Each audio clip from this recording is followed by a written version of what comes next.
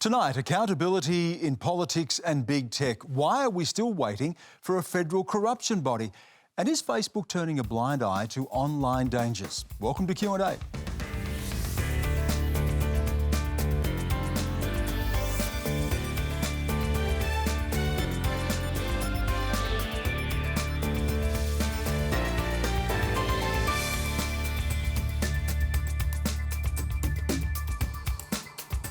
Hello, welcome to the program. I'm Stan Grant. We're coming to you live from Sydney tonight, and joining me on the panel, co-founder of Instagram news site The Daily Aus, Zara Seidler, Minister for Communications and the Arts, Paul Fletcher, Shadow Minister for Education, Tanya Plibersek, former National Cybersecurity Advisor, Alastair MacGibbon, who is now Chief Strategy Officer at cyber firm CyberCX, and journalist and documentary maker, Marc Fennell. It's fantastic to have you all here in the room. And a reminder, you can stream us live on iView as well, and all the socials. Quanda is the hashtag as usual. Please join the debate, and we publish your comments on screen from Facebook, Instagram and Twitter. Our first question tonight comes from SATARA UTHAYAKUMARAN. As residents of New South Wales, the shock of Gladys Berejiklian resigning on Friday hit many of us particularly hard, given the current situation surrounding COVID and the now ambiguous roadmap out of lockdown. However, as Australian citizens, what shocks us even further is that there is no federal ICAC equivalent. Hence, it is somehow still acceptable for ministers like Christian Porter to remain in federal parliament despite an allegation of sexual assault. How do you propose that we hold our federal politicians to the same standards that ICAC does for those within the state government? And of course, we'll point out that Christian Porter denies those allegations. I'll come first to you, Tanya, and I just want to go back to the start of the question here and Gladys Berejiklian's resignation. Do you believe that she needed to? Look, I understand why it was a shock to a lot of people that the former Premier went when she did. And I'm not going to comment on anything that's before the ICAC. What I would really like to respond to is the question about why is there no federal ICAC and why is it important? It's so important for democracy, not just in Australia but around the world, that people have faith in their parliament, in their parliamentarians, in our public institutions. And we really saw that during the pandemic. One of the reasons that Australia did comparatively well is because people trusted our public institutions. They looked after each other, they're getting vaccinated, that's all great news. What's really sad is that we've got in every state and territory an anti-corruption body, but we don't have one at a federal level, despite the fact Scott Morrison promised it more than 1,000 days ago.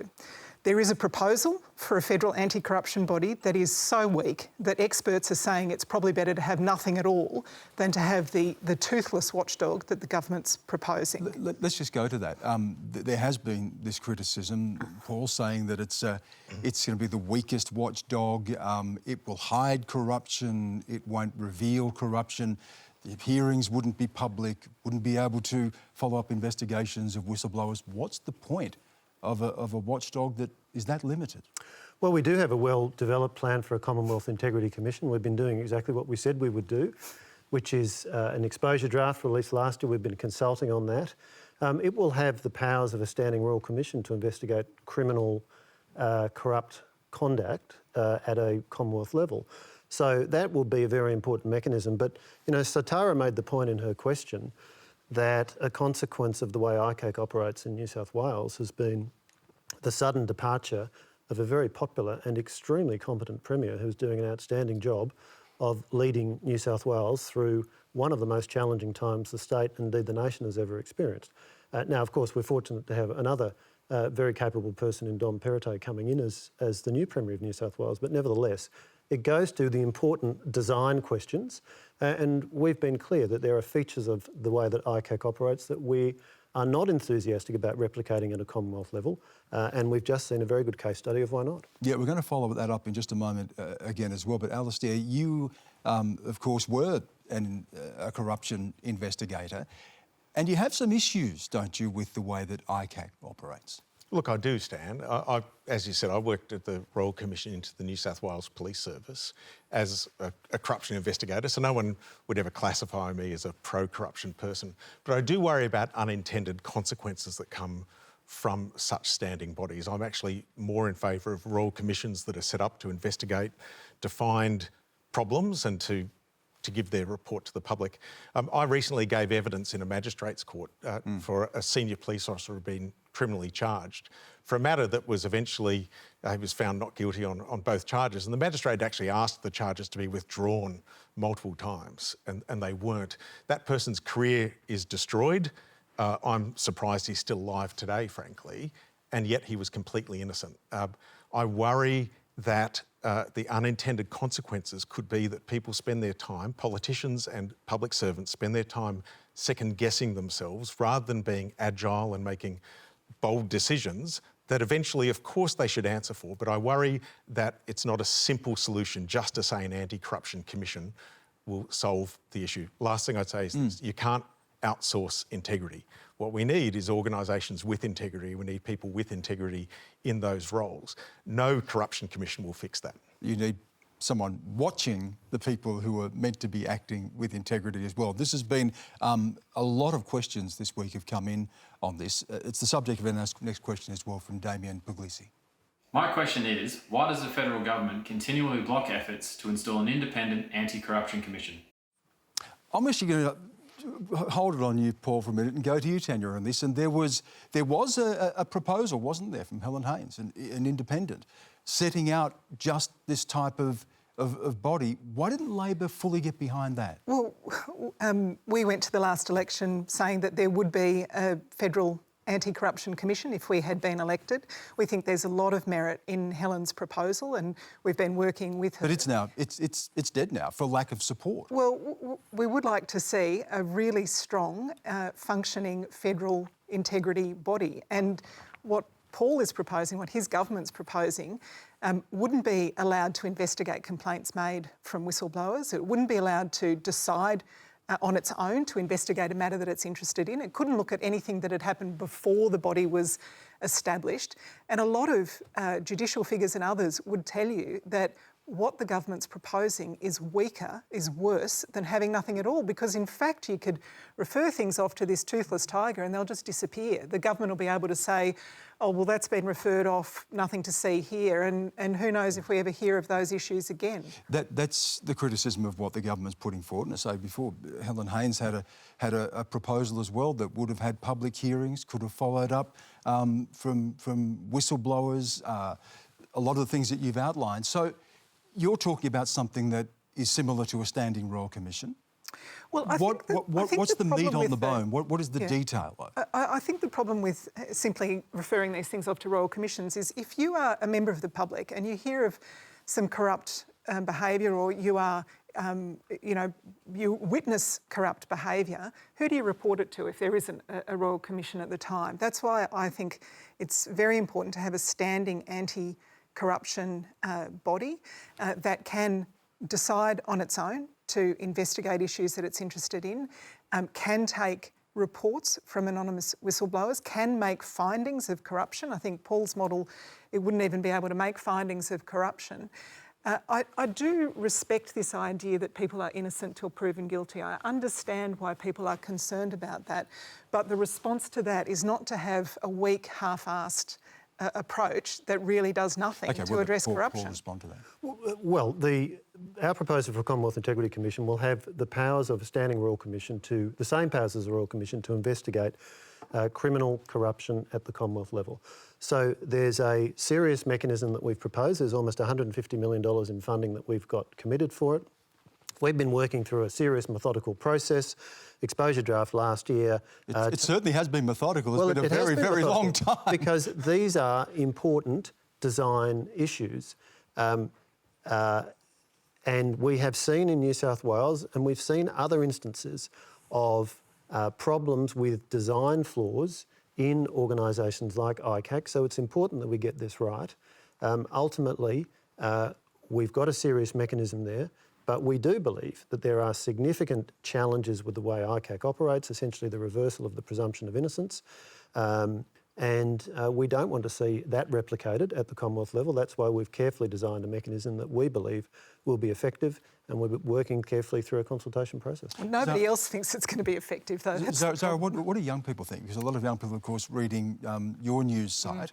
Are people really exercised about this now after Gladys Berejiklian's resignation? They certainly are. And I just wanted to say to the Minister's point that I think that the episode with Gladys Berejiklian last week really moved it from an abstract concept of this random policy idea that young people couldn't really sink their teeth into a very genuine policy framework that will be really, really pivotal at the next federal election.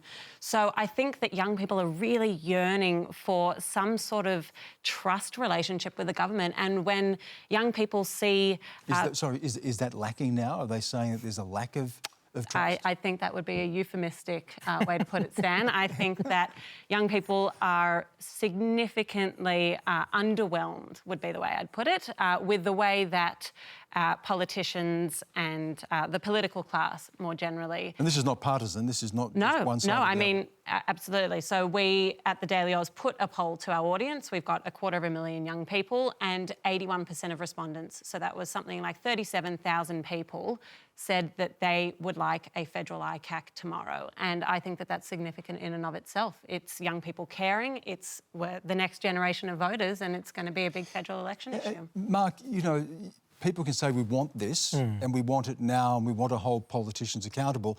But then when you look at something like New South Wales ICAC, and 3 premiers now have gone as a result of these investigations, and then we see people leaving flowers outside Gladys Berejiklian's office and saying, why did you have to go, Gladys? Is there sort of mixed messages here from the public? Well, I think it's important to note that Gladys resigned. I think some of the language around this is a bit confusing. Gladys chose to leave. Now, the circumstances around that are worth debating. I think they are.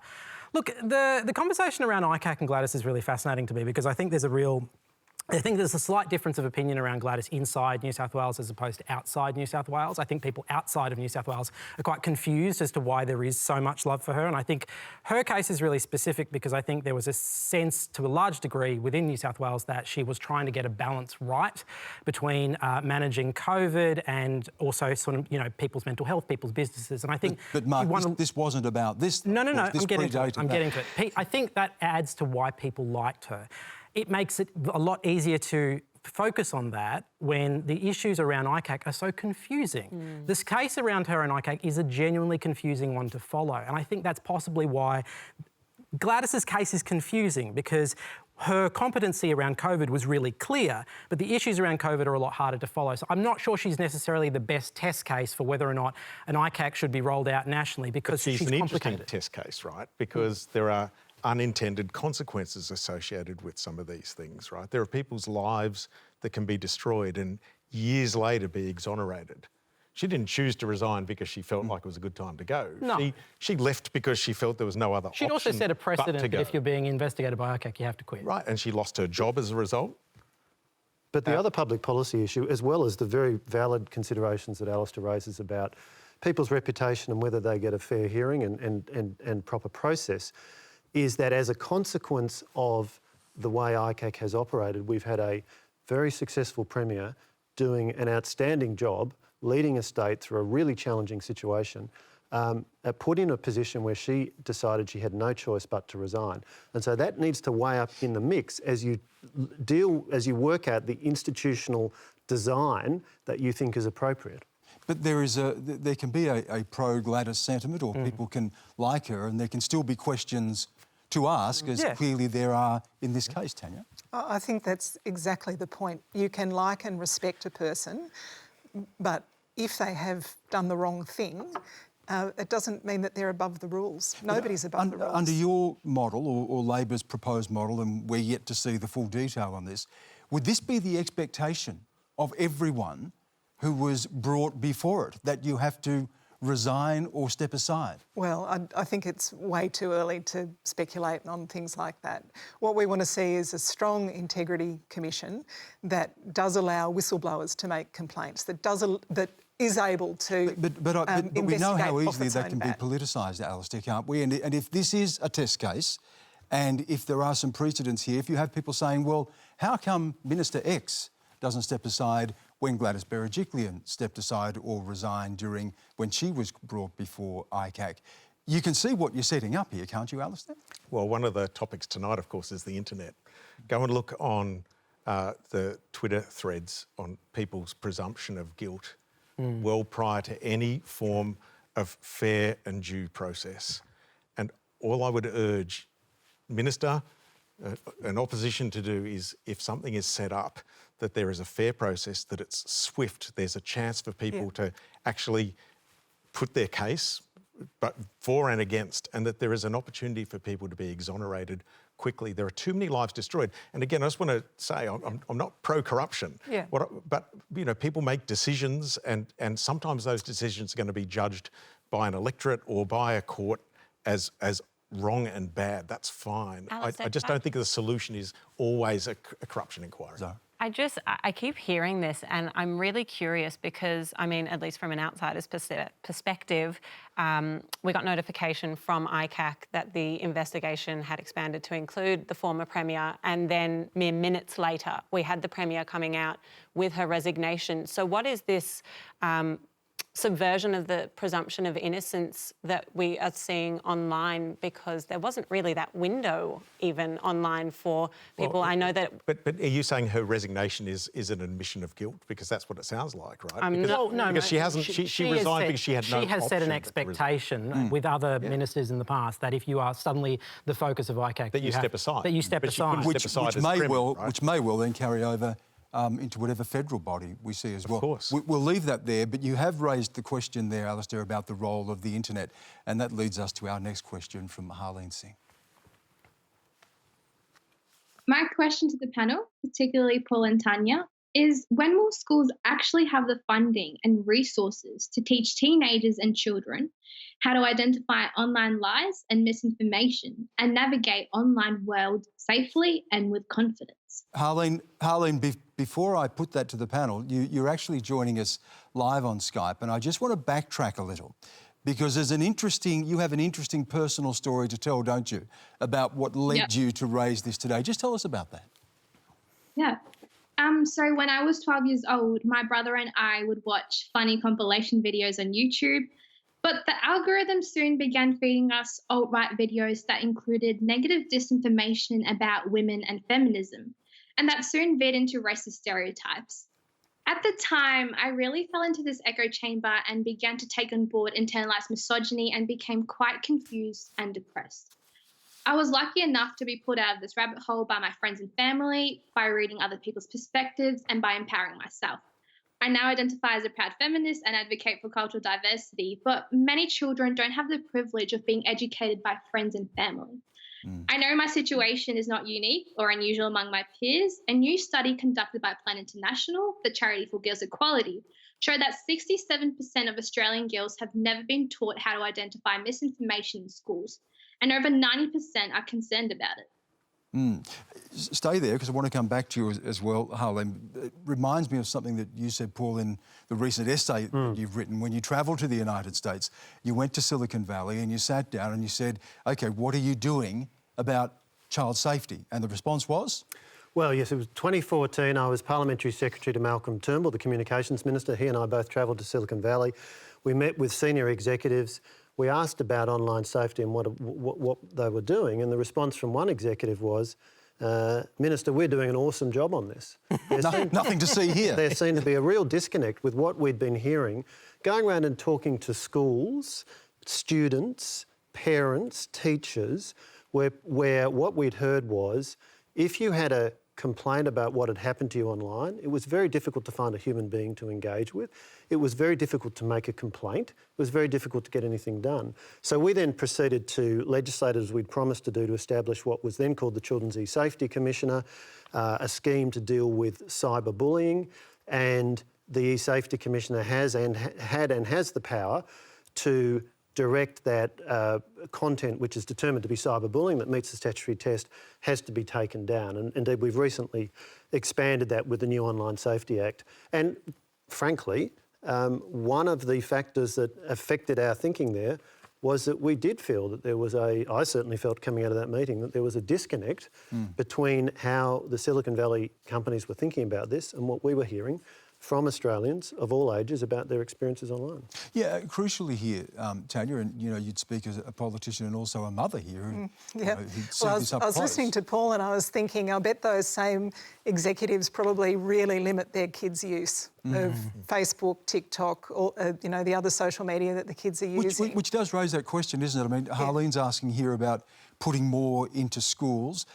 One of the things that Harlene pointed out is that when she went down the rabbit hole, she had people there who cared for her and could help her out. So it's that balance, isn't it, between home and school? Well, the national curriculum does have room in it, in the education syllabus, to teach kids to be more critical consumers of social media and media more generally. But when you talk to teachers about that, they say the curriculum's already so packed, we don't have a lot of resources to teach it. We'd love to teach it better, but they feel like it's, the last thing in a long list of things that they should be teaching. And if you look at countries like, probably Finland's the best example of where they start really from primary school, talking to kids about misinformation, disinformation, and what they call malinformation as well. They teach kids through the languages, the arts, through every part of the curriculum to be critical consumers of information, to look for backup sources, to look for 2 or 3 or 4 sources, not to just take at face value what they read online. It's so important as our online environment becomes more complicated. 8 out of 10 Australians are using online platforms every day. We need to be critical consumers of that. We're really worried about things like deep fakes. But people are so young. Yeah. And being bombarded with information. You used the word resources there, and teachers are saying, well, we need more resources. And that's what Harlene's saying too. Absolutely, I agree with her. Is this the sort of thing you'd be looking at if you did get into government? More money put into supporting schools to be able to provide these resources and this support for people like Harlene? Partly it's about money, partly it's about time. We've got a curriculum that's got, maths and English and science and all these things competing for the teacher's time, and teachers being required to do all sorts of administrative work on top of that. So we've got to make time in the curriculum if we believe this is important.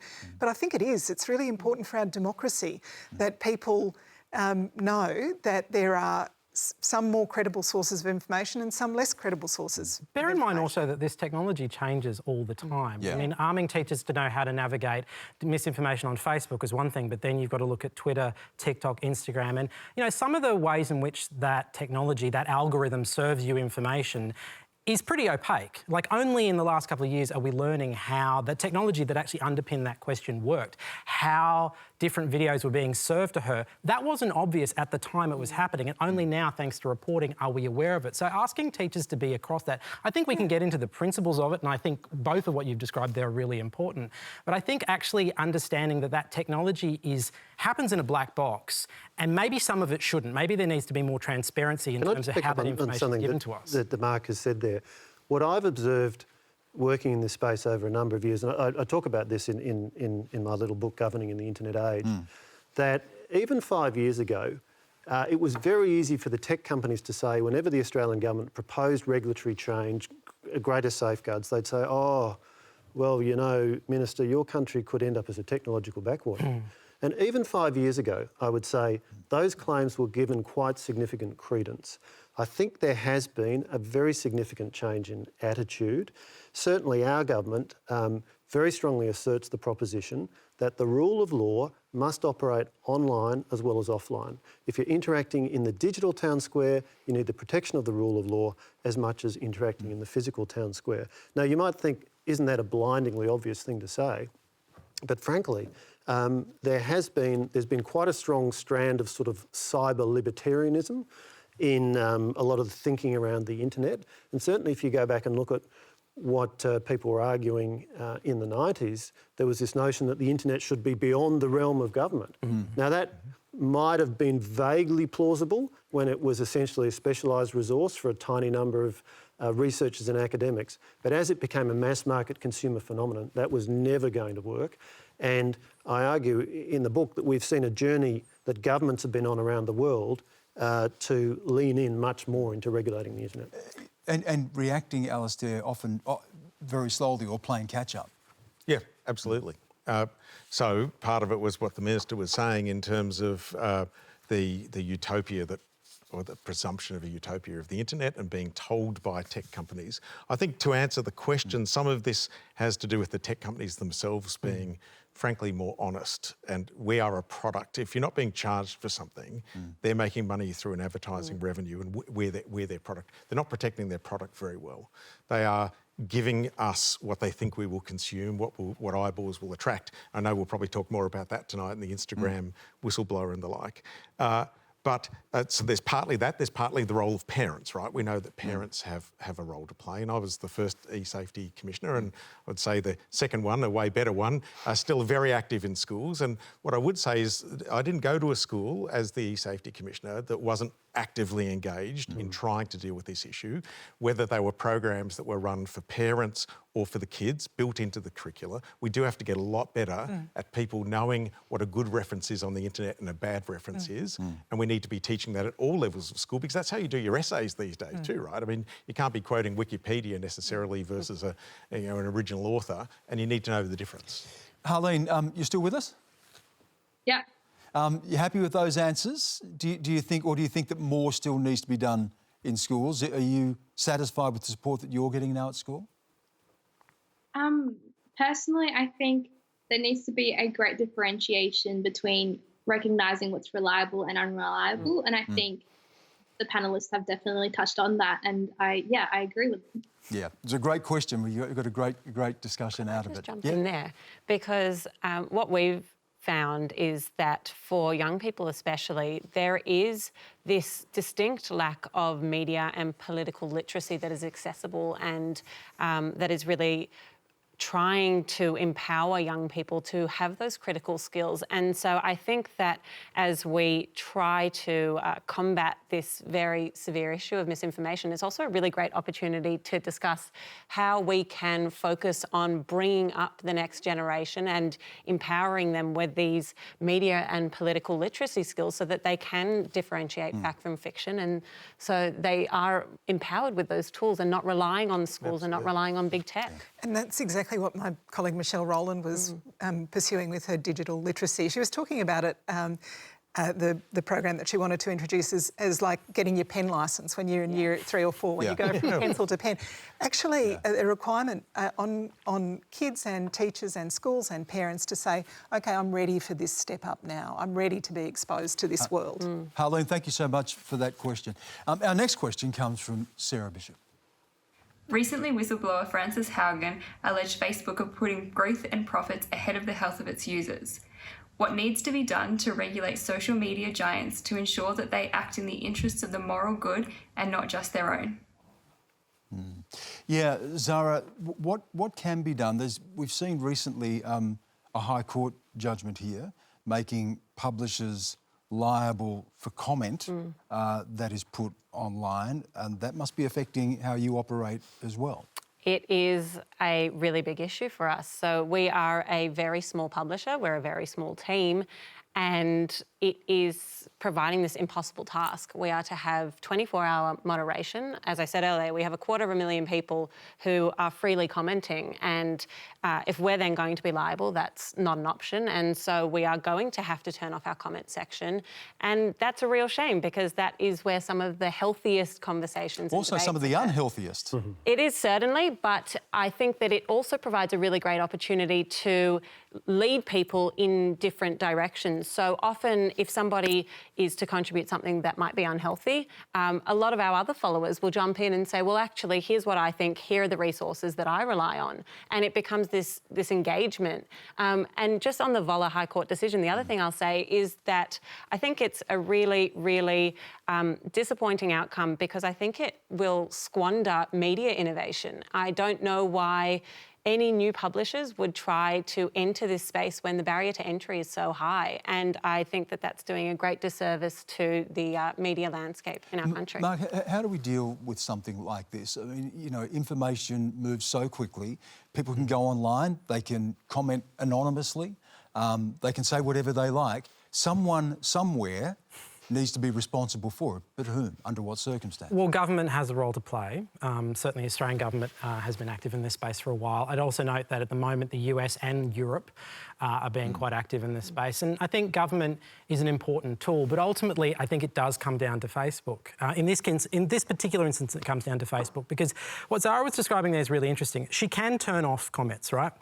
But the moment Zara does that, her engagement as a brand vanishes. And that's where so much of your business is built. It's built on engagement. So as much as Facebook and other organisations can say, hey, turn off comments, there's an inbuilt mechanism in there that's going to damage all the brands that are on there. So the choices and the decisions of how to find a pathway out of this, they are Facebook's. And, you know, the whistleblower stuff that came out over the last couple of weeks, I will confess, is not super surprising to people that have been following this space for a long time. And I guess the distinction here is that Facebook have really struggled to, I think, accept responsibility for their role as an agent of social change. And I think now we're entering a phase where for the longest time, they defended themselves as, we're not a publisher, we're a platform. And I think everybody now surely has to acknowledge that what happens on Facebook changes culture, and they have to accept some responsibility. That's a very different business model, Alastair, isn't it? And if you're talking about that, you're talking about then the end of something like Facebook as we know it. Well, I'm just going to call it as they've strip-mined the internet without any understanding of the consequences of their actions. They've been dragged since 2016 and the Russian interference in the US presidential elections to the concept of having to be at least partly responsible for the information that is displayed on their many sites to the billions of people that use it. When you make as much profit as a company like Facebook does, don't tell me that putting a few $100 million into doing some form of enforcement, protecting people, is actually a fair equation. It's just not. People are harmed through this, whether it's our democracy, which frankly is our greatest asset as a nation. If that's undermined through the inability of one of these sites to actually do what is socially responsible, then that's a huge travesty. If a young person is harmed because of actions that they could have prevented as a company, they should be ashamed. And they're not becoming socially responsible. They're being forced into it by the Australian Parliament. Well, as we heard from the whistleblower as well, that is actively harmed. They know the harm. If you think about, you know, if you said, I've got a business, I've got 200 billboards all around Sydney, all around Melbourne, and anybody who comes to me and wants to put on those billboards, you know, Paul Fletcher is a lying crook, I'll let them do that. And then when I complain, you didn't stop this person putting this on the billboards, they say, oh, that's not our business model.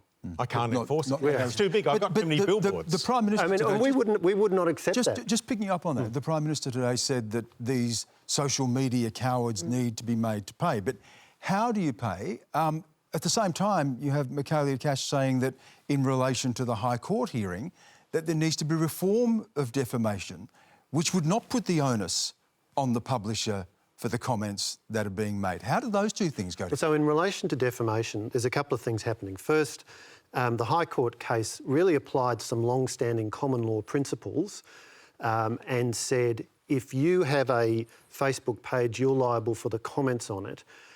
It says that about the news media businesses like 7 and 9 that happen to own those or operate those Facebook pages. It was actually silent about whether Facebook has any liability. At the same time as that, the State Attorneys General, led by Mark Speakman, the New South Wales Attorney General, they've been leading a process looking at these issues. They put out a good discussion paper earlier this year, and Michaelia Cash just today has called for that work to be speeded up. So there's a process underway to look at these very issues. What I think we've been reminded of is just the importance of that. But how do you get that balance right? I mean, it is the balance, isn't it, Tanya, between what is free speech and what is not, and how do you vet that and who is responsible? Yeah, the car's a fantastic invention made better with seatbelts. I feel the same way about social media. It's wonderful that people can talk directly to each other. They can, I mean, you look at the influence of social media communication during the Arab Spring or other pro-democracy movements. You know, people often say, well, if only you had to attach your name the sort of comments would be moderated. That's probably true in Australia, but if you apply that same rule in a country with a repressive government, suddenly you've got a whole different problem. But does this mean that it comes? You raised this in your essay, Paul, about sovereignty, and Facebook's a virtual nation, right, unto itself, and it crosses. It's richer than many nations. Yeah, It operates. Yes and no. I mean, they have offices here. They operate in our legal environment. And that's the point. That's the point I was going to come to, and anyone can pick up this point.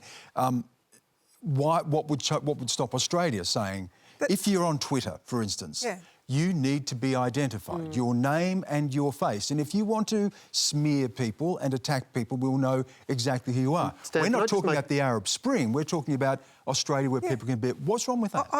I'd like people to have to declare their age as well. I think the problems with online gambling and really violent pornography being accessed at a younger and younger age have massive social consequences. Can I just pick up a couple of those points? Firstly, in terms of identity, the eSafety Commissioner under the new Online Safety Act will have powers to require the platforms to disclose information that they have about a user, such as an IP address and so on, because there's this perception at the moment that you're completely anonymous online. In fact, that's not true. So with those additional powers, there will be instances where she will be able to, Julie Inman-Grant, a very highly respected eSafety Commissioner, doing a great job and now backed with significant additional resources, in fact 120 million of funding over the next 4 years, as well as the new powers in the Act. And one of those new powers, as I say, is to require the provision of that information. So if there's a particular instance of trolling, she's now got new powers to deal with serious cyber abuse of an Australian adult. That's new. We've had cyberbullying laws to deal with children since 2015. Alastair was the first eSafety Commissioner and they've worked effectively. We're now expanding that to adults, and the eSafety Commissioner will administer that. What people say to us is, when you've been the victim of vicious online abuse, overwhelmingly the first thing you want is to get that taken down. And a takedown order from the eSafety Commissioner requires the platforms to take it down. What about groups of people, though? I mean, this is for individuals. You take down specific incidents of online abuse, but what about racist abuse online? That's something that we've asked about before, Paul, and there's really... We haven't had an answer from the government about that. So the whole structure here is that if the content is determined to meet that test, if it's a reasonable person would consider it was intended to cause harm, then it'll meet the test of being cyberbullying material or serious cyber abuse of an Australian adult. And certainly factors like a racial element will absolutely be considered. But for individuals, I'm talking about groups of people. Yeah, if you've got waves and waves and waves of this, I mean, part of the issue when you're on the receiving end of that is just it's a wall. It's an absolute wall, and it's not about an individual. To actually go through and granularly, which is not a word, but let's imagine that it is, pick out that person is a huge onus suddenly on the victim. Or to just rely on the operator to self-regulate and remove people. It's not self-regulation because there'll be an under order and they'll have to do it. But it's what you're talking about is what are called volumetric attacks, which can often bounce between platforms as well. So it's a definite pattern, and the eSafety Commissioner is very alive to that, and she believes she's got the powers to deal with that under the Act we've Let's move on to our next question. It comes from Kelly SODERSTROM. In the past year, I have received multiple calls from a pre-recorded voice claiming to represent the Department of Home Affairs, threatening to deport me if I did not turn over personal information. As an immigrant, I find these calls to be extremely disconcerting. What can the government and telecommunications companies do to better protect immigrant populations from malicious scam calls? Have you experienced this? I have. Yep. Bombarded. So many deliveries waiting My for phone me. hasn't been buzzing with them since I sat down. I still haven't picked up that package they said that I meant to collect. Look, if you look at the examples we've had this year, Flubot, Wurundjeri, spoofing, smishing, this is a significant problem. There's a lot of work going on to deal with it. The ACCC has their ScamWatch program, and certainly if you... good advice, scamwatch.gov.au, and also if you are subject to a scam, please report it there. But we've got a lot of work going on with the telcos using technology to be able to block calls that are coming in when there are particular indicators of when it's likely to be. So how do you deal with it? I think I read something that was really interesting that said the reason that we have seen such a spike is because people are isolated and they don't have anyone to turn to ask the veracity of whatever is being asked of them. And I just think I have just filtered it all out. I think that as a digital native, it's abundantly clear to me when something is a scam. But I often think about my 91-year-old Hungarian grandfather who has given thousands of dollars to all of these scams, and English is his second language, and he's an elderly man. I don't know, that push notification... It's very convincing too, isn't it? To be honest with you, there was a push notification saying that my Amazon parcel was ready for pickup. I'm like...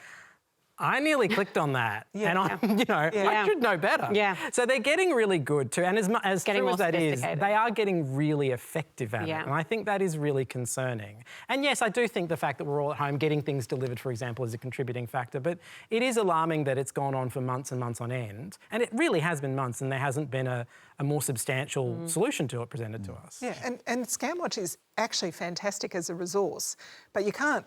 You're reporting your information for kind of data collection purposes as an example. It's not really where you would go for redress. If you got caught by a scam, it's really hard for people to know where to go. I've had so many constituents actually give bank details, tax file numbers, all sorts of stuff. The Australian Cybersecurity Centre a couple of months ago said that Australians had reported $33 billion in losses for internet crimes in the last financial year.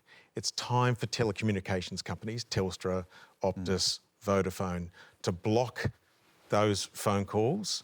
I get landline calls, I get mobile calls. After tonight, I'll probably get some more. I get the SMSs. They can be stopped. The consumer themselves shouldn't have to sort that out. This is a technical problem. It's time for the telcos to step up, or frankly, Minister, for the government to regulate those telecommunications companies. Can I assure you, there is a lot of work going on. And, for example, one of the typical scams is when a call appears to come from a number that is used by the tax office, for example, that they advertise for inbound calls. Now, they never use it for outbound calls. So the algorithm the telcos are using is to identify, amongst other things, numbers that are purporting to be used for an outbound call when in fact they would never be used for that. And a significant number of calls have been blocked this year. Of course, there is more work that needs to be done. But you know, you can block as many calls as have been blocked, and I suspect if you polled your audience, that has spiked dramatically. The cost to the individual consumer, this is the fastest growing crime in Australia. It's done electronically, it's done to our personal devices, and not enough has been done, and not enough is being done. Our next question comes from CLEO CRUSE. I have a high proportion of people in my family who are conspiracy theorists, anti-lockdown mask or vax, or at the very least vaccine hesitant. This includes some close relatives who are showing some worrying signs of delusion with conspiracy theory overtones. I'm the only person in my family with a formal higher education. I've become a misinformation translator, fact provider, and vaccine advocate, but I'm very tired. Apprehension to speak about the conspiracy theorist side has left a gaping hole of knowledge for working class, non-formally educated Australians that misinformation is filling. How do we fix this? How do we speak in a language everyone can understand? And Marc, it's not just a question of being educated as well. Education is not always an indicator of wisdom or intelligence either, but, you know, everybody is vulnerable to this. I think some of the most effective stuff I've actually seen in the last couple of months has been arming friends and family with how to communicate, basically arming the CLEOs of Australia with giving them information so that they can communicate it on a one-to-one. I think one of the really important things to understand about particularly sort of anti-vax sort of misinfo is that usually there's a sense when people have become anti-vaxxers, I'm speaking in like very broad strokes terms here, so I know it's individual for every person, but there's a sense that when they've gone off and kind of acquired those views, that it's because they went off and did their own research, that there's a sense of discovery that's part of it. And I think that means that it's more tightly held as a belief system. So to unpick that with an advertising campaign, or to unpick that with some nice graphics on the New South Wales Health or, you know, the Victorian Health Instagram page will only get you so far. I think you actually do need to arm the friends and family around those people, but I think that tends to expose some real issues, some real gaps, in our, some knowledge gaps in our society because, as CLEO said, she's tired and she's probably not the only one. So for me, I think that's, you know, this really crucial stage in our vaccine rollout where we are seeing like quite high vaccine numbers in various parts of the country, but there are going to be these pockets. I think it is going to come down to friends and family and giving them every resource we can so that they can speak into those social groups and communicate that extra last step. Let's raise Craig Kelly. Tanya, shall we? Well, yeah. First of all, I want to say thanks to CLEO. It is hard to be that person, and we're really grateful to her and to people like her for standing up and speaking in favour of vaccination. It just drives me crazy. I've not yet heard our Prime Minister say, Craig Kelly, George Christensen, they're wrong when they say that vaccines don't matter, masks don't help, the lockdowns aren't doing any good. It is so important to have leadership at that level. And we've been very clear that it's the Chief Medical Officer, it's the Health Minister. These are the people who are providing authoritative, reliable advice. And, you know, we're now at 81% first doses, obviously further to go, but a huge amount of effort gone into providing accurate, fact-based information for Australians. And look, I take Marc's point. People get their information from a range of sources, and friends and family and people you know are an important source of information. But so are parliamentarians. Sure. And a parliamentarian went after my school last night, my old school, Mariah College, because they have put out to parents that they would like extended family members to be vaccinated. And so it's all well and good to say that we should arm all these, great community members with the facts, but if the people at the top of our political system are still there spewing misinformation, how are we to have confidence that there is anything And they've done got a about communications budget to do it, that they are funded by taxpayers to communicate with their electorates, and they're giving them wrong and dangerous information. It is so immoral. Minister, you instructed your department to look into this, didn't you? To look into Craig Kelly and these messages. What's come out of that? No, the Therapeutic Goods Administration has pursued this, and they're pursuing it on the grounds of the Commonwealth Criminal Code and copyright matters, on the basis of a inaccurate rendering of a government report. So quite misleading. So the Therapeutic Goods Administration, this is where our source of expertise sits within the government. Of course, they're the ones who approve vaccines. But your reporters are saying that you had asked your department to look into the matter as well. Is that correct? Well, we obviously went through a whole of government coordination process to identify how we were going to deal with this. But where's that at? Well, it's the Therapeutic Goods Administration is taking it forward as the area with subject matter expertise within the government. Just as, for example, on the question of misinformation in an election context, you know, the Australian Electoral Commission engages with social media platforms. They did so ahead of the 2019 election. They'll do so ahead of the next election. So misinformation in different contexts, there are appropriate, relevant regulators with subject matter expertise. Like the regulator that stopped the death tax lie during the last election, like that. Well, we'll start. If we go down there, we'll end up chewing up the rest of the program. To Marc's point, and I think this is probably the first time influencers have been discussed on Q&A, but there's a first for everything.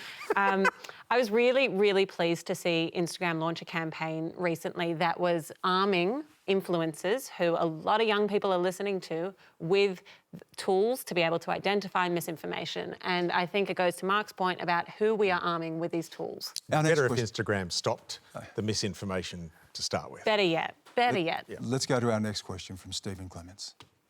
How do we expect the government to take the threat of right-wing extremism seriously when they are happy to take voting preferences from extreme right political parties, encouraging their behaviour?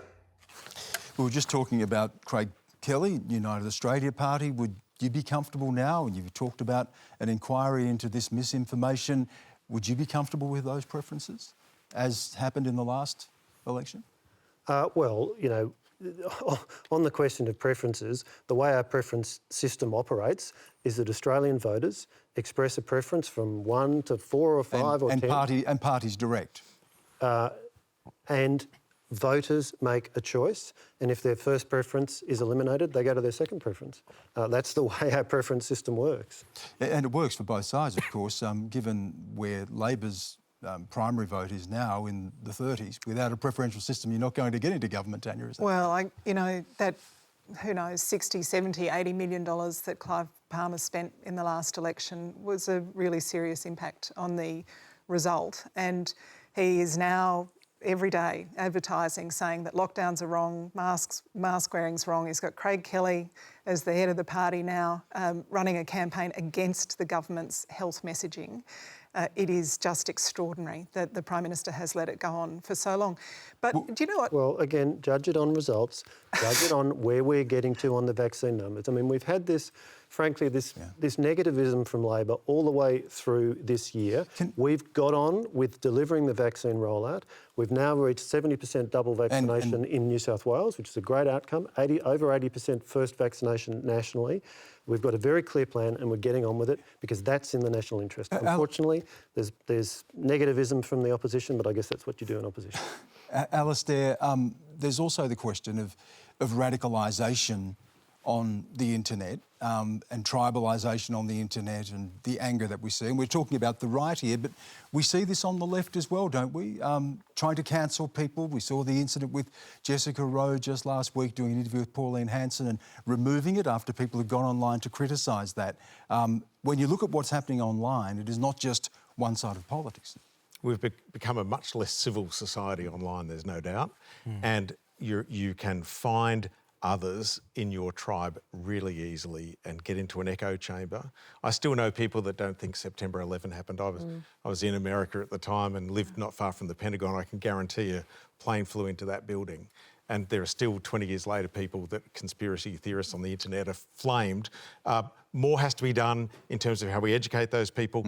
You know, it is a huge threat to our democracy fuelled by the internet, there's no doubt. And we're going to go to our final question now. John, it comes from Riley Brown. Good evening. Do the panel members consider the approach used in the ABC documentary, The School That Tried to End Racism, where a little Vietnamese boy is reduced to tears and a young Anglo-Saxon girl basically apologises for her white privilege, borders on child abuse? If not, why not? Marc. It was greatly considered. It was greatly considered for months during, before and after. When you make a series like this, there are a range of considerations, but primary among them is do no harm. And the thing I learned about this series is you actually have to have complex and sensitive conversations about race. You can do it with adults, you can do it with kids. But the trick is this: you can only do it when people feel comfortable and they feel safe. Now, there certainly were awkward and sensitive moments. I certainly was reduced. Was it more than awkward? Because there was distress at times when I watched it. I did see some of the kids who'd experienced racism feel distress, but also amongst the children when you're talking about things like white privilege, giving up privilege, that you have a head start in life because of your colour, that also created distress, didn't it? No, it didn't. They were uncomfortable in the moment, but look, if we were doing a show where we just put them in that moment and left them in that moment, then I would not be comfortable with it either. What's important is that after those moments, they come together and they discuss what they learnt and where, in fact, their privilege lies. And it's important to understand that privilege isn't just about race, it's about economics, it's about gender, it's about a range of things as well. Let me finish. The important thing is... the important thing is that it gets discussed and it gets pulled apart and it gets discussed ongoing, OK? So no child was left distressed by the program. Let me be very clear about that. The children, the parents, the teachers, the Department of Education were actively involved. They had psychological care before, during and after. So any assertion that the children were abused in any way, shape or form is ridiculous and untrue. Let me be very clear about that. I'm a parent. I know the difference. Did you get a chance to see the program at all, Tanya? I haven't watched the whole program, but I have watched the bits that the questioner was asking about. And I think the important thing to say is it's not talking about racism that is the upsetting problem. It's the fact that the kid experienced it. He wasn't upset because he was talking about it for the first time ever. He was upset because he had experienced racism more than once. As a feminist who's been, working for equality for women all my life, I've worked out that you don't improve equality by pretending that inequality doesn't exist. And that goes to one of the questions, I think, Zara, that was raised in the program, and that is how do you create equal outcomes? And Marc, one of the issues that was raised was questions of privilege and giving up privilege, and there were exercises around that. Is that what you believe is required here, Zara, that people give up privilege and that the onus is on, in this case, the allegation here is the onus is on white kids, but is the onus on those who have privilege to give up privilege? I don't think that I am the best person to talk to this. I think that Marc and what was created there was a really nuanced exploration. I think that it provided a new perspective that would have made some people uncomfortable, but I think it's the discussions that we need to have. And I think that it was explored with respect and with dignity, and that it is one of many, hopefully, interrogations into this issue. Also, the onus was not placed on white kids, to be very clear. It's a very holistic process, and getting, like, racist thought is not unique to any skin colour. You know, if the whole point behind the series is that racism as a term is a scary term. It's a hand grenade. People don't like to talk about it. So if you roll it back to its ascendant elements, we all with us use stereotypes to get through life. We all have biases. That is not unique to any skin colour. The idea is to take the kids back to that point and go, OK, so where are my biases? When do biases turn into prejudices? And that is something that you can use on an issue of race or any kind of social malady. Alastair, I don't know if you had a chance to see the program, but one of the exercises was to line up and then a whole range of questions were asked about eye colour or whether you're from a particular country and you would take a step forward or take a step back. I was left at the end thinking, well, the question is less where you start and where you finish, isn't it? In terms of racism and in terms of outcomes, how do we create opportunity without demonising one group or without saying one group has X privilege and has to give up privilege? How do you even create that sort of conversation? Well, firstly, I had to apologise to Marc in the green room for not watching it, but I will catch up on it. I did read your article, and you mentioned that concept of being asked questions. Well, it was something that I was very aware of when I was young. The first thing you pointed out when you have dark skin is your skin is darker than someone else, and there are judgments about that. I also know that we're sitting here today from different backgrounds, not because someone has given something up for me, but because I've been able to achieve something in a society where race does not have to be a handcuff. Yeah, I'm an extremely unqualified person to be commenting on these things as a white middle-class male. That, by the way, that is Alastair giving up his privilege. Like, that's a really... You know, like, you make it sound like it's this big, scary thing. It's a simple, small decision that Alastair's making. I promise I'll let you talk in a second. No, that's right. It's a simple, small thing. You should. No, it's a simple, small thing. I mean, I hate the term white privilege. I'm just going to put it out there. I hate it because it comes with all this baggage and people get really upset about it. I get uncomfortable with it. It's not a great term. But all we're talking about is recognising, hey, whose opinions aren't being heard here? Whose opinions aren't being listened to? And then literally going, hey, maybe we should talk to somebody else. That's all we're talking about. It has no... You know, I start the series with this, you know, Advance Australia Fair. As far as I'm concerned, it's all about, somewhere along the line, we've decided that fairness is part of our DNA as a nation. And the question we put forward in that series is, quite simply, does something like this, does it get us closer to being a fair and more equal nation? Now, I'm not an activist, I'm a journalist. It's my job to ask the question, and when you make a series like this, you are starting a conversation that the nation has to finish. And that's where we're curious to see where it goes. If you think Australia should be fair, this is a question for parents, teachers, educators, departments of education, not for me. If you think Australia should be fair, does programs like this, or even elements of it, have a place in classrooms? And that is up to people, not me. And Stan, all night we've been talking about being critical thinkers, challenging our assumptions, being more critical of the information that's handed to us. Isn't this how we teach children to think about their lives, their place in the world, to ask questions? What I saw were kids really wanting to understand each other, not starting from a place of hostility, actually starting from a beautiful place. One of the questions that had been raised and criticisms raised of the program, Paul, was that Australia's doing all right already when you have a school that could have children from all different backgrounds. Many of the children who've come to Australia from countries where that opportunity doesn't exist. We know there are countries, Indian kids who are in the program who come from a country with a caste system. We come from countries where there are deep sectarian divides as well. So I agree with that sentiment. I mean, I look at my electorate. According to the most recent census, 18% of people report being of Chinese background, 4% Korean, 4% Indian, a whole range of other nationalities. I go into schools in my electorate. I see children with classmates from around the world. They take that for granted. That is a great strength of Australia. I had the privilege of being Minister for Social Services and went to many parts of Australia and met people who had come from Africa, from Bhutan, from all kinds of places, who are extraordinarily grateful to be here. I think as a nation, we do this pretty well. We're not perfect, but the cohesion that we've achieved stands up pretty well. Just once, it'd be great to see the ABC celebrating what was good about Australia. I think it does. Paul, do me a favour. Just quickly, watch it to the end, because it absolutely is a celebration. There is a wonderful celebration. Trust at the me, end. I'm as proud of being Australian as anybody, but I think it's okay for us to... I actually believe, I genuinely believe, that we are smart enough as a nation to go, you know what?